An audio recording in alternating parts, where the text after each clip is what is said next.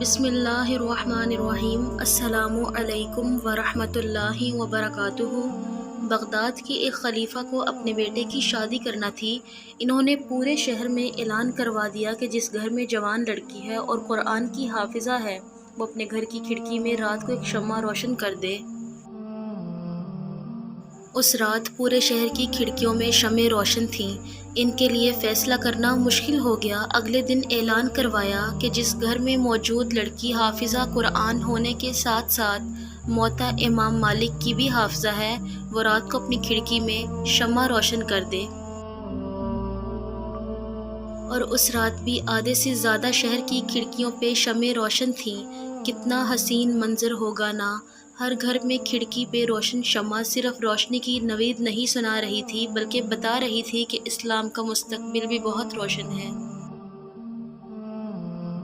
وہ شمعیں اس بات کی نوید تھی کہ ایک بہترین نسل کو پروان چڑھانے کے لیے مناسب اور بہترین تعلیم دی جا چکی ہے۔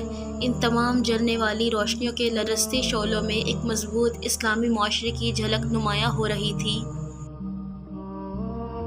آج اگر ایسا اعلان کر دیا جائے تو بہت کم گھروں میں شمع روشن ہوگی، اور اگر دوسرے اعلان والی شرط ساتھ رکھ دی جائے تو یقیناً پورا شہر ہی تاریک پڑا ہوگا۔ پتہ ہے ایسا کیوں ہوا ہے؟ کیونکہ آج ہمیں فضول اور بے بنیاد تعلیم کے چکروں میں پھنسا دیا گیا ہے۔ آج کی عورت کو مرد کے شانہ بشانہ کھڑے ہونے کے خواب دکھا کر اسے حساب کتاب کے بھنور میں دھنسا دیا گیا ہے۔ آج کی عورت کو ٹی وی پہ بیٹھ کے مارننگ شوز میں فضول عنوانات پہ مباحث اور فضول اور بے مقصد کاموں کی طرف اپنی ہی جیسی عورتوں کو راغب کرنے پر لگا دیا گیا ہے۔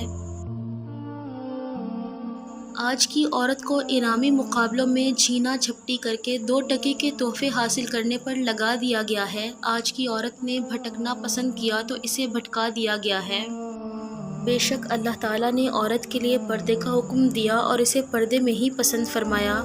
دعا ہے کہ اللہ رب العزت ہمیں اپنا فرما بردار بنائے، آمین۔ مزید ایسی اسلامک اور اچھی ویڈیوز دیکھنے کے لیے ہمارے چینل ماریہ خان وائس کو سبسکرائب کریں۔ اللہ حافظ۔